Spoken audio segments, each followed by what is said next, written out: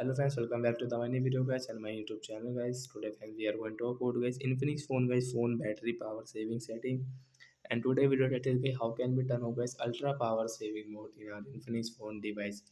Friends, you want to off guys your phone ultra power saving mode settings. So then how can you off it today friends? I will show you. I will tell you in this video. So when you on any phone and guys you can have guys this setting and friends you don't know guys how to off guys ultra power saving mode. So friends don't worry, I will show you, I will tell you. So friends you can see this type of interface. So friends you can see quiet option guys, tap here guys. And friends you can see the notification, are you sure to quiet ultra power saving mode? Yes, okay. Friends come back and friends you can see your phone setting, open your phone setting, power setting. I will tap in and friends you can see ultra power saving mode is off. So like that guys you can off guys your phone ultra power saving mode.